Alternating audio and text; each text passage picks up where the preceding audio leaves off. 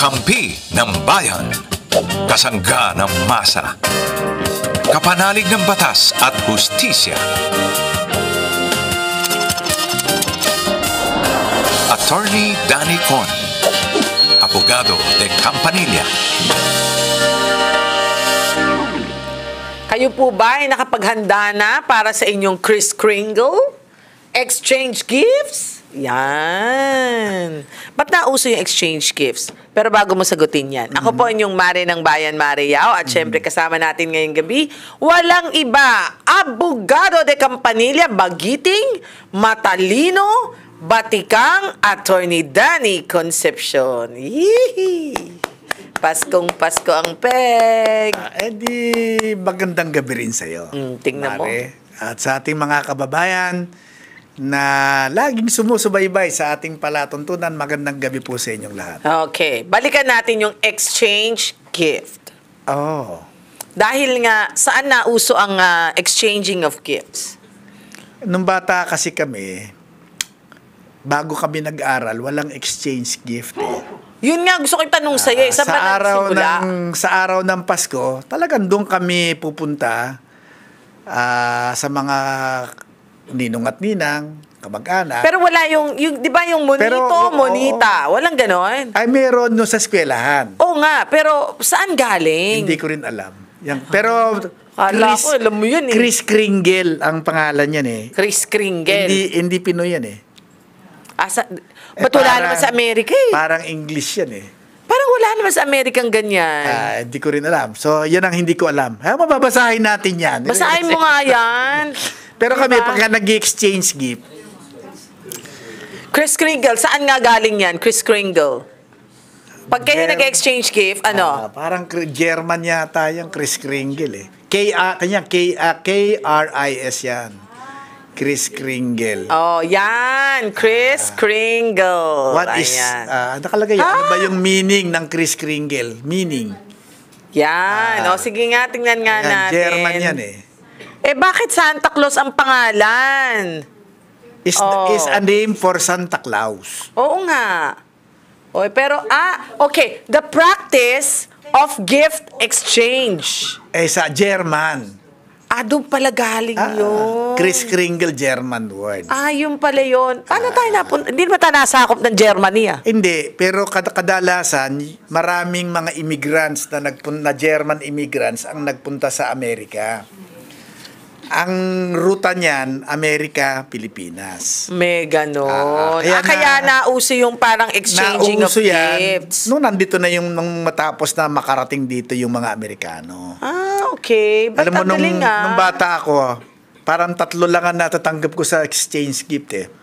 Ano, 3 ang exchange gift? Pareho yan. Hindi pwedeng 3, isa lang. Monita, isa lang. Pero 3 gifts lang yun eh. Sa taon na to, sabon. Hindi ka naliligo, hindi ka naluha ka sabon. Nakabalot yun, maganda, sabon. Yung pangalawang taon, curly tops. May ganyan pa rin ngayon. Alam mo yung curly tops? Alam ko yun, kinakain na tsokolate. Curly tops. Ano pa isa? Ano pa ba yung isa na chocolate? Hindi, sa akin medyo level up. Ano na? Yung sa akin yung panyo. Ayan, panyo. O kaya medyas. O kaya panyo. merong, alam mo yun, yung medyas. Kulon. Ayan. Ang mga natatanggap na kulon nun, brute.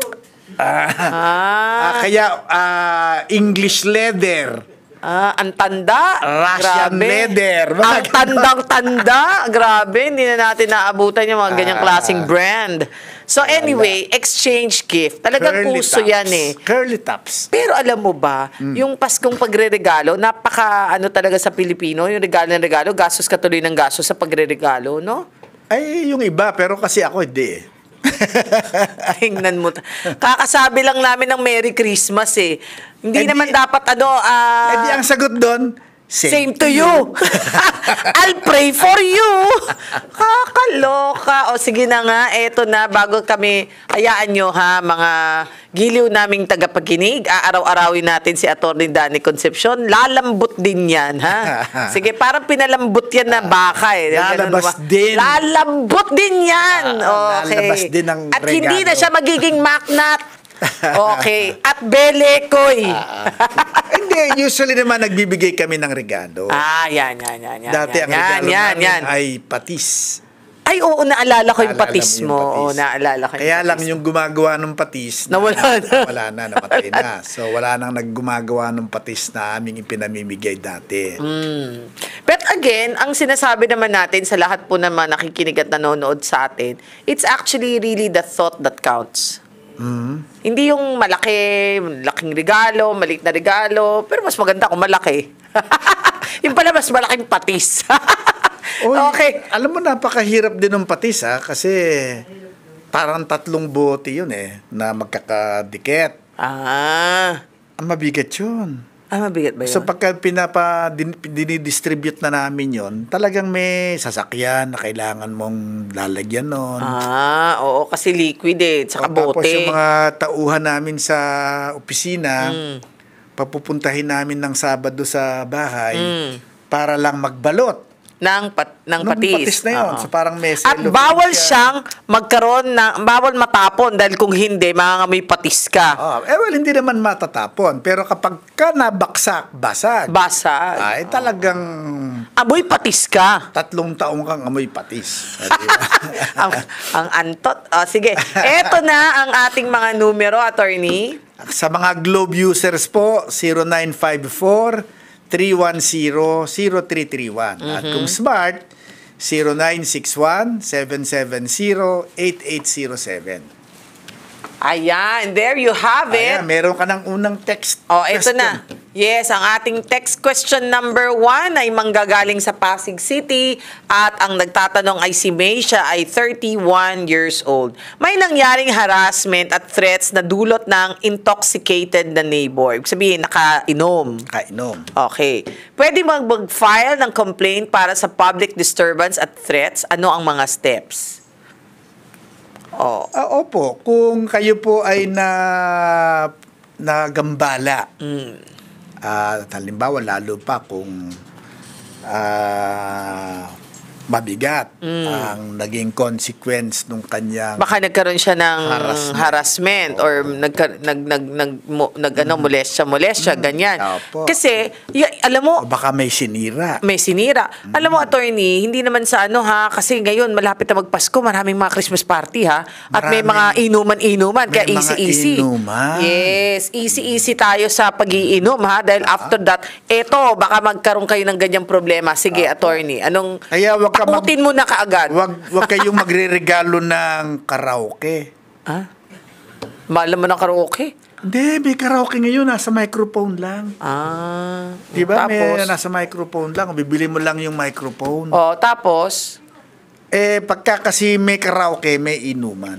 Ganun ba yun? Masarap kasing kumanta habang umiinom ka. Bakit? Pagka kumanta ka, umiinom ka, sabihin gaganda boses mo. Lumalakas ang tumatapak ang hiya mo. Ang hiya mo. Nawawala ang hiya. Nawawalang hiya. Akala ko pag nakainom ka Kanta ka ng kanta kasi wala ka ng hiya. Okay. Yan. Ew. Sige. So, paano yun? Pagka nagkaganon ang nangyari, pwede mo rin naman siyang kasuhan. ikasuhan. Magsusumbong kayo sa pulis. Pulis na kaagad? Para restuhin na kasi kung halimbawa gumagawa ng gulo ngayon, pag tumawag ka ng pulis, damputin ng pulis. Paano kung tapos na ang pangyayari? Magreklamo ka sa barangay. Ngayon, kung may nasira, di malicious mischief ang kaso. So pwede namang kasuhan. Malicious. Pero kung Malicious mischief. Harassment kung kayo ay hinaharas sexually, 'di ba? Unjust vexation yon. Ah. Kasi wala naman silang employer-employee relationship, wala naman sila in a workplace. So, ang magiging kaso ron, unjust vexation. Pero pag nasa workplace, harassment? Ay kasi kung Superior. diba, superior mo. Kung co-worker lang? Ganun din, pagka kasi the work environment ay naging hostile. Diba? Ang work environment ay hindi na kaaya-aya doon sa worker dahil doon sa mga pinaggagawa nitong co-worker, harassment din yun. Okay. So, eto naman si Belle ng Taguig. Ay, ang ganda ng pangalan niya, Belle. Hi, Belle ng Taguig. Good evening. Hello po. Good evening po. Yes, Belle. Anong gusto mo itanong kay attorney? Iko-consult ko lang po yung family business sana namin. Okay. Anong tungkol sa family business nyo? Meron po kasi kaming tindahan. Sabihin na natin franchise po. Franchise. Franchise. Meron akong... Opo. Sige po.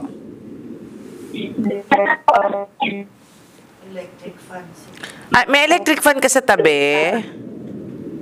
Sorry. Baka yung aircon po. Ay, sige. Ay, mayaman siya. May aircon. Sorry. Ha? Ay, wag ka mag-loudspeaker. Mag-ano ka? Regular phone. O kaya mag-earphone ka. Sige po. One moment po. Sige, mga 10,000 years. Hindi pa siya tapos. Tapos yung programa natin, hindi pa siya tapos. Sige, okay, go. So, meron kang gustong itanong tungkol sa iyong franchise business na family business, tama? Yes po. Okay, anong gusto mong itanong? Meron po kasing nag-fund sa akin na mag-anak ko para makapag-open ng franchise. Merong nag-ano sa'yo? Nag-fund? Nag-fund po. Okay, Yes. namuhunan. Okay, sige. Ngayon, Then, ito pong puhunan na to, ang usapan namin pag kumita ay kalahati. 50-50 kami. Sa kita.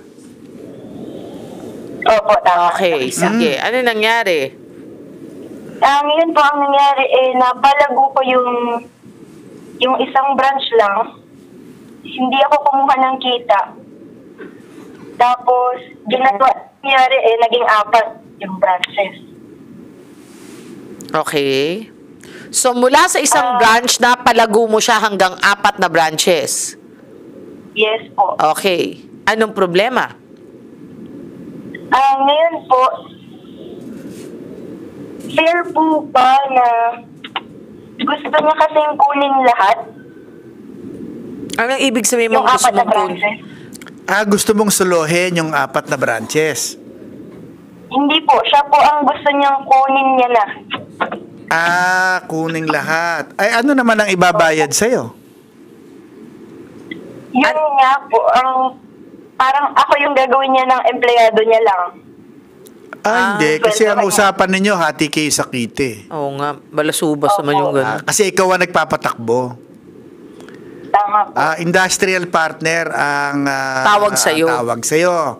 Kahit wala ka nilabas. Baski wala kang inilabas na puhunan, ang puhunan na inambag mo doon sa business ay ang talent mo at ang personal na time mo. Ang tanong ko, may kasulatan ba kayo?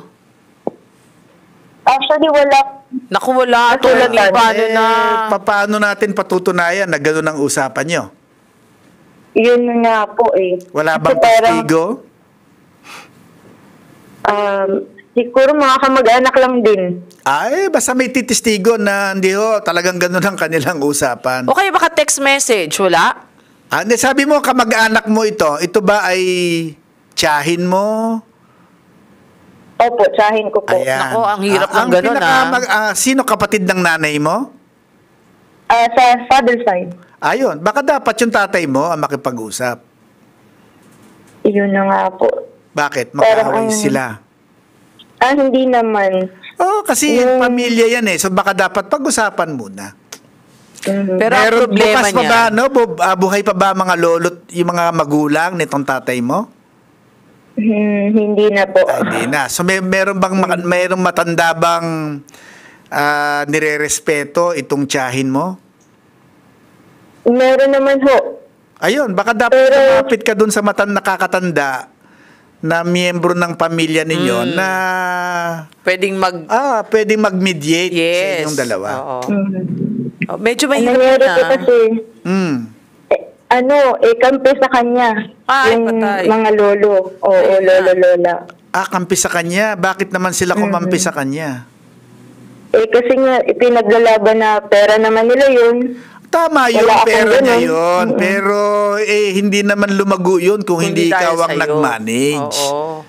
Tama po. Aha. Di sa ngayon, kung halimbawa, magpa-buyout ka na lang. Sabihin mo sa kanila na, sige ho, ibibigay ko sa inyo yung 4, pero bayaran naman ninyo ako dun sa aking hirap ng pagmamanage. Yan, Ngayon, pagka tama. nabayaran ka, di magtayo ka naman ng ibang Oh, business. gawin mo 10 sa'yo. Yan, ha?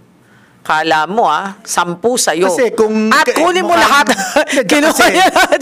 Mukhang siya yung magandang mag-manage eh. Oo. O di pagka umalis ka dyan, ang sa akin kasi pinakamaganda umalis ka. Tama. Pero sabihin mo, magbabayaran naman ninyo ako dun sa pahirap Bago ko. mo siya awayin, magpabayad ka muna, ha? Sabihin mo sa kanya, kaysa sa mag-away tayo, pwede ba na bayaran na lang ninyo ako dun sa hirap ko? Kasi ako naman yung nagtayo, ako yung nag-manage. O, bayaran ninyo ako sa hirap ko at alis na ako.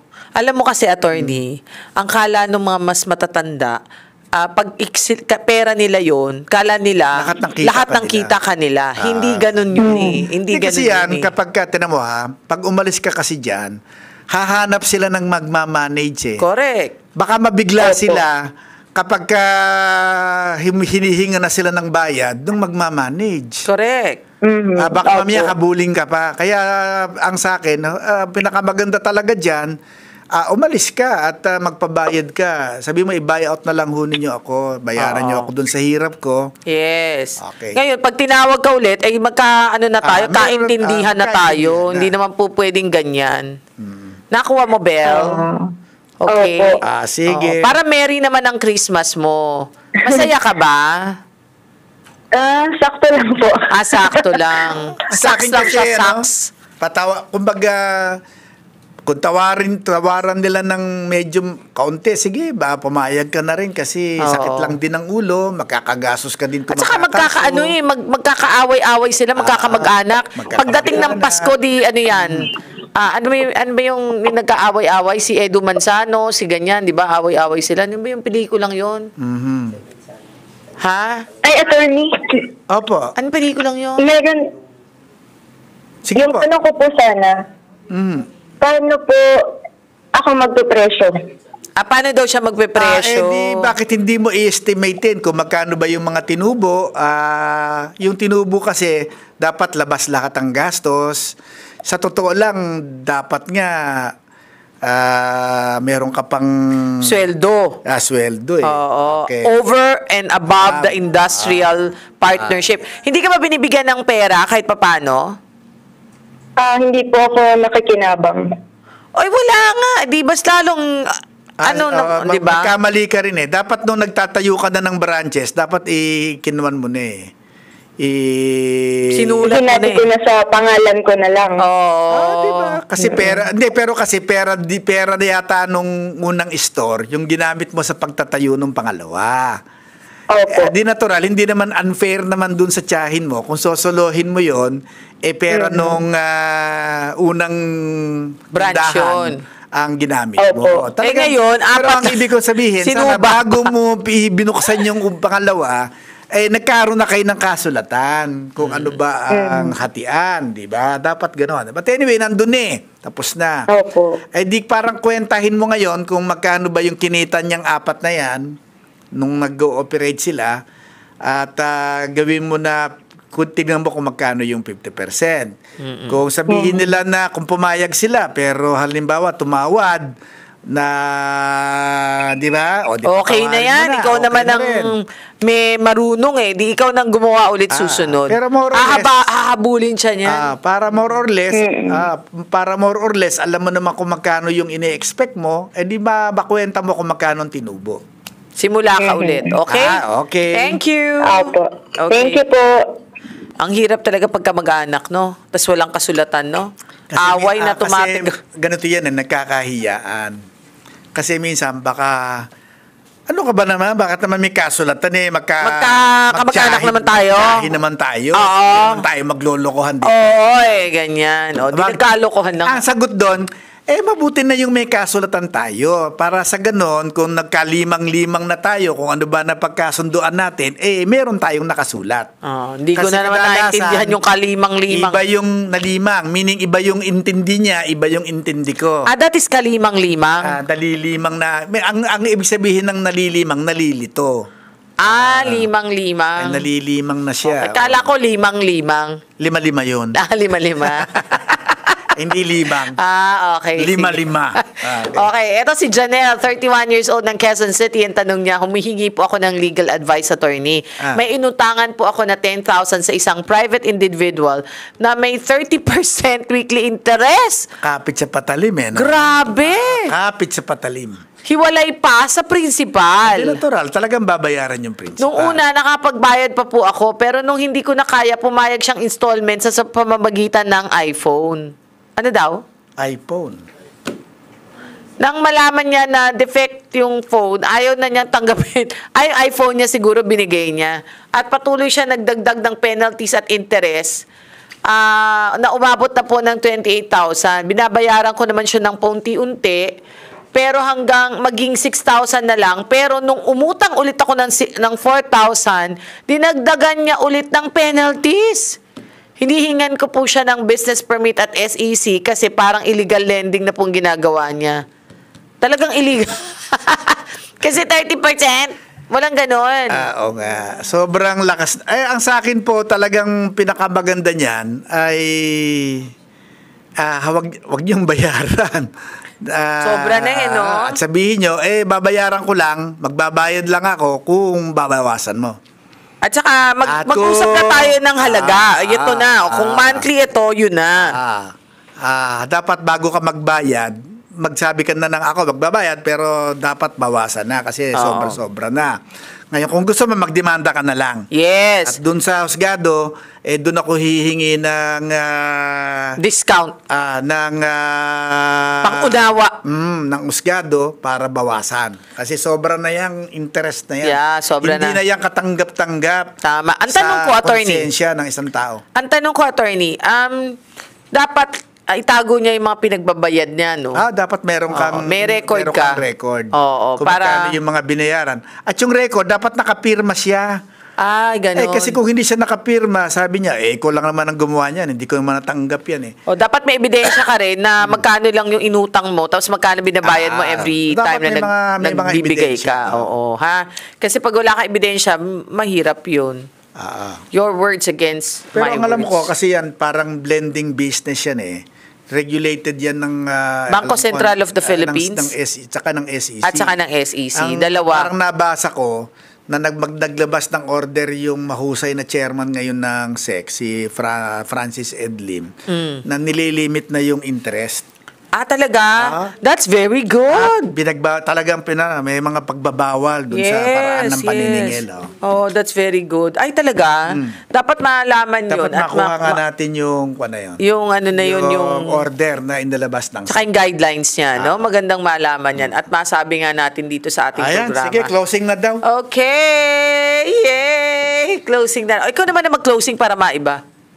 Dun sa mga nag-text, nag-comment, tumawag, maraming salamat po at sana ay natulungan namin kayo doon sa mga suliranin na idinulog nyo sa amin.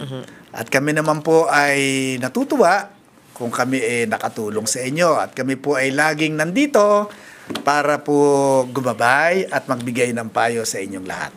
So hanggang sa susunod nating episode, ito po ang si Attorney Danicon, ang abogado de Campanilla ng Bayan at ayan. Diba kanina? Magsalita ka na. Pwede ka na magsalita. Kanina, ini-interpret ko Nagsa-sign language ako para sa'yo di ba? Parang yung sign language mo, puro ganun lang Ang bilis mo daw kasi magsalita eh. Hindi ko tuloy makagilap eh, di ba? Oh, anyway, maraming salamat po.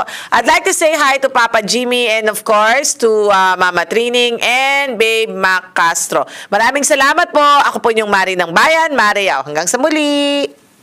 Bye!